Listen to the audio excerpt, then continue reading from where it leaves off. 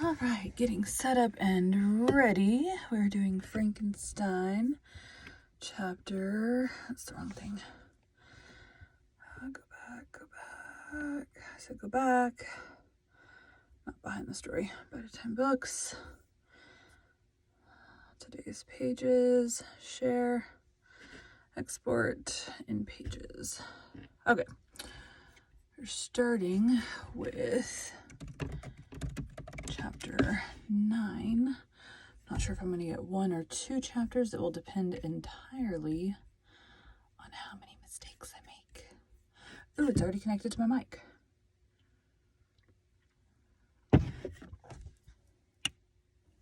sure it's the right mic. Not like my computer mic or something crazy. Actually, let me just check the preferences. Oh, we don't have audio. Or the speaker was set wrong. I believe I closed out of the program with my headphones plugged in, which always does that. Okay. Today we'll be continuing Frankenstein by Mary Shelley. I just realized I'm not in presentation mode. That is what I say, right? Yes. The beginning is easier than the end. Chapter 9. Nothing is more painful to the human mind than, after the feelings have been worked up by a quick succession of events, the dead calmness of inaction and certainty which follows and deprives the soul both of hope and fear. Justine died. She rested, and I was alive. The blood flowed freely in my veins, but a weight of despair and remorse pressed on my heart, which nothing could remove. Sleep fled from my eyes. I wandered like an evil spirit, for I had committed deeds of mischief beyond description horrible, and more, much more, I persuaded myself was yet behind. Yet my heart overflowed with kindness and the love of virtue. I had begun life with benevolent intentions and thirsted for the moment when I should put them in practice and make myself useful to my fellow beings. Now all was blasted. Instead of that serenity of conscience which allowed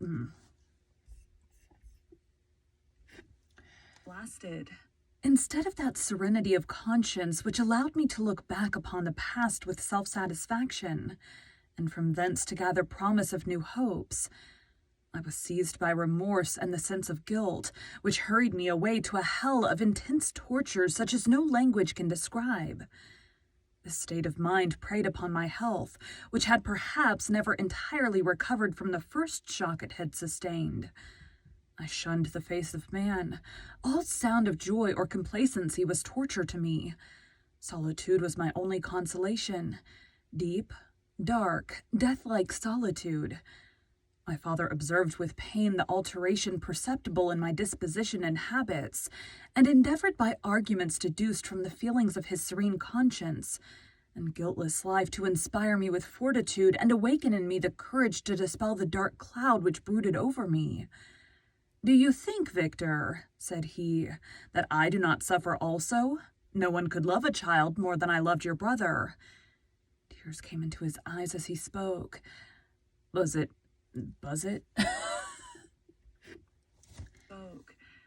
But is it not a duty to the survivors that we should refrain from augmenting their unhappiness by an appearance of immoderate grief? It is also a duty owed to yourself, for excessive sorrow prevents improvement or enjoyment, or even the discharge of daily usefulness, without which no man is fit for society. This advice, although good, was totally inapplicable to my case. I should have been the first to hide my grief and console my friends, if remorse had not mingled its bitterness, and terror its alarm, with my other sensations. Now I could only answer my father with a look of despair, and endeavor to hide myself from his view.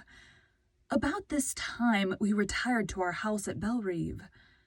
This change was particularly agreeable to me. The shutting of the gates regularly at 10 o'clock, and the impossibility of remaining on the lake after that hour, had rendered our residence within the walls of Geneva.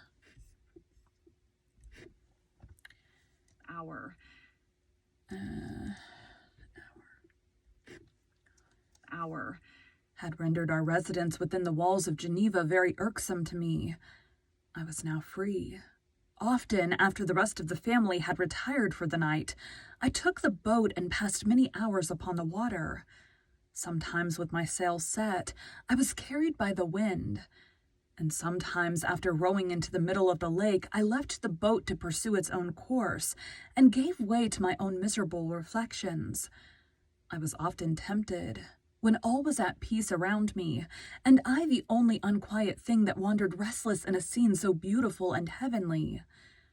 If I except some bat or the frogs, whose harsh and interrupted croaking was heard only when I approached the shore, often I say I was tempted to plunge into the silent lake, that the waters might close over me and my calamities forever. But I was restrained when I thought of the heroic and suffering Elizabeth, whom I tenderly loved and whose existence was bound up in mine. I thought also of my father and surviving brother.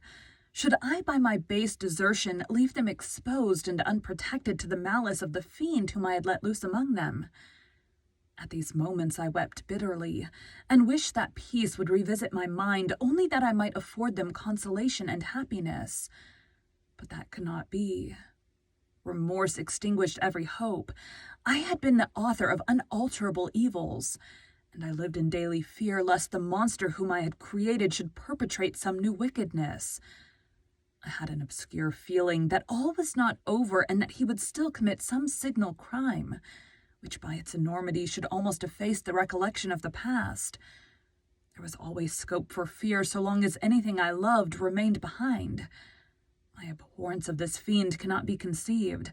When I thought of him, I gnashed my teeth.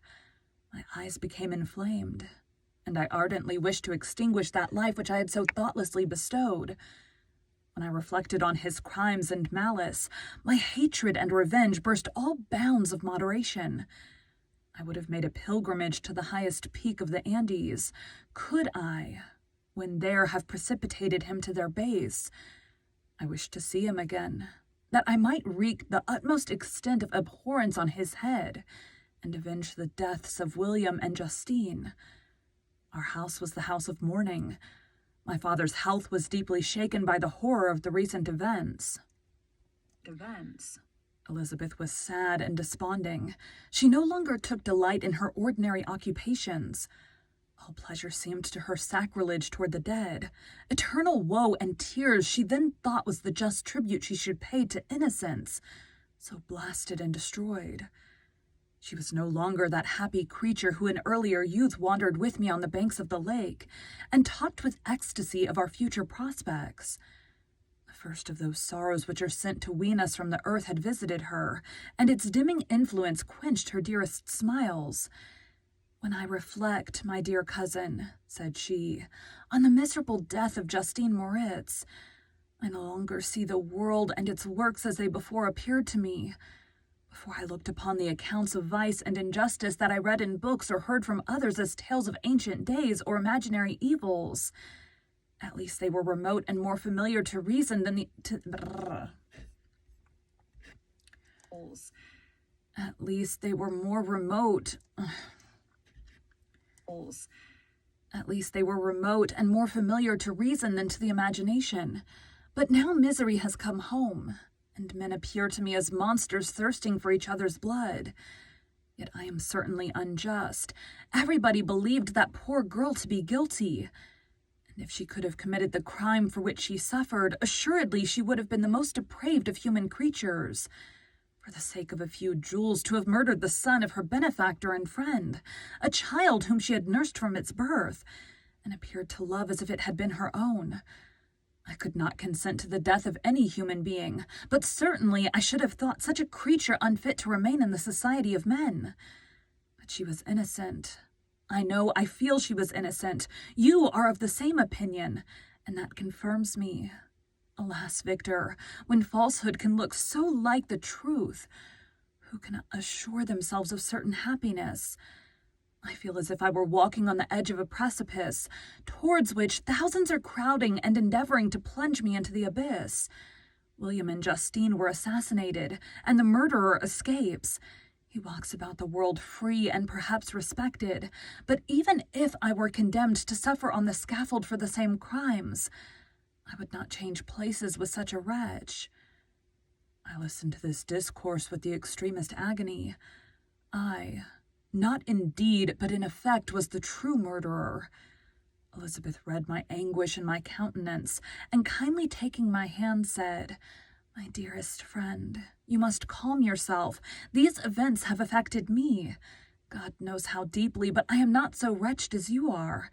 There is an expression of despair and sometimes of revenge in your countenance that makes me tremble. Dear Victor, banish these dark passions. Remember the friends around you who center all their hopes in you. Have we lost the power of rendering you Have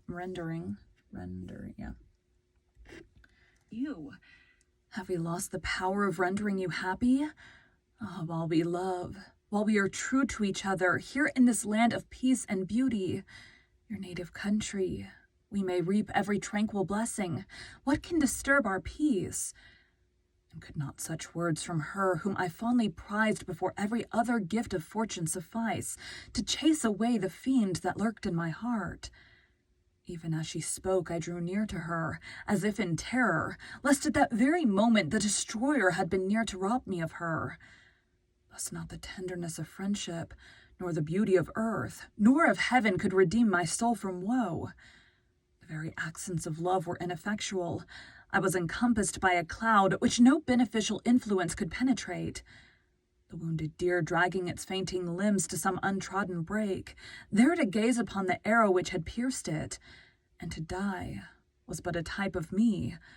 Sometimes I could cope with the sullen despair that overwhelmed me, but sometimes the whirlwind passions of my soul drove me to seek, by bodily exercise and by change of place, some relief from my intolerable sensations.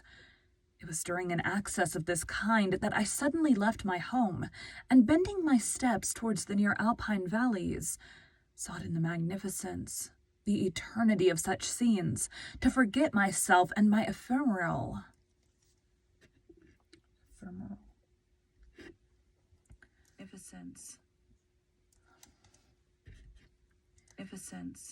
The eternity of such scenes, to forget myself and my ephemeral, because human sorrows.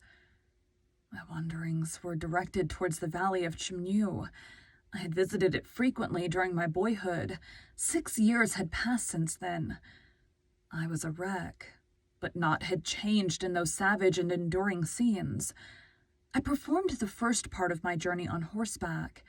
I afterwards hired a mule as the more sure-footed and least liable to receive injury on these rugged roads. The weather was fine. It was about the middle of the month of August, nearly 2 months after the death of Justine, that miserable epoch from which I dated all my woe. The weight upon my spirit was sensibly lightened as I plunged yet deeper in the ravine of Arve. The immense mountains and precipices that overhung me on every side, the sound of the river raging among the rocks, and the dashing of the waterfalls around spoke of a power mighty as... And the dashing of the waterfalls around spoke of a power mighty as omnipotence, and I ceased to fear or to bend before any being less almighty than that which had created and ruled the elements, here displayed in their most terrific guise. Still, as I ascended higher, the valley assumed a more magnificent and astonishing character. Ruined castles hanging on the precipices of piny mountains, the impetuous Arve, and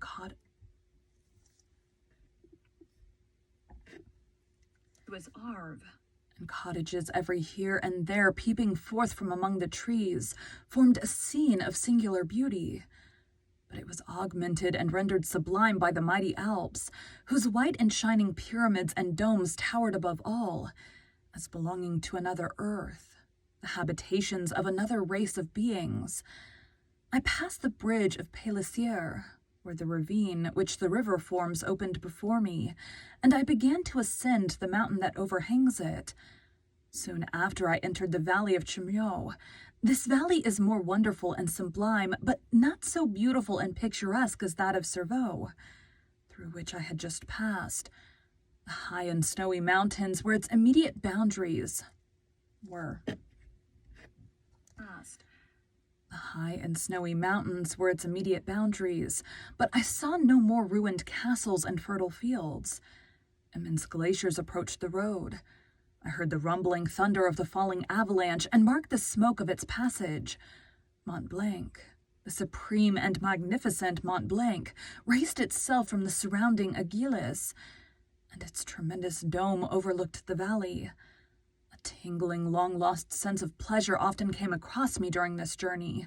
Some turn in the road, some new object suddenly perceived and recognized, reminded me of days gone by, and were associated with the light-hearted gaiety of boyhood. The very winds whispered in soothing accents, and maternal nature bade me weep no more. Then again the kindly influence ceased to act. I found myself fettered again to grief and indulging in all the misery of reflection. Then I spurred on my animal, striving so to forget the world, my fears, and more than all, myself.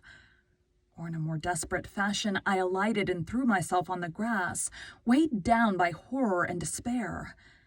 At length I arrived at the village of Chemneau. Exhaustion succeeded to the extreme fatigue both of body and of mind which I had endured. For a short space of time I remained at the window watching the pallid lightnings that played above Mont Blanc, and listening to the rushing of the Arve, which pursued its noisy way beneath. The same lulling sounds acted as a lullaby to my too keen sensations. When I placed my head upon my pillow, sleep crept over me.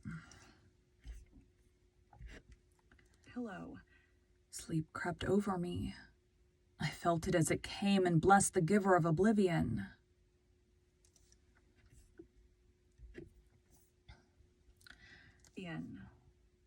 Thank you for joining Bite at a Time Books today, while we read a bite of one of your favorite classics.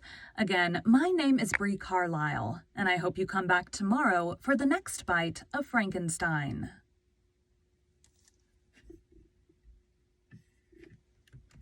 See where I am on the little scrolly.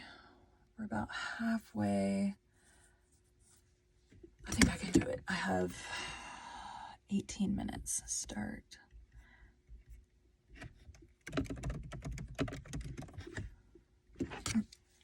Thanks, guys.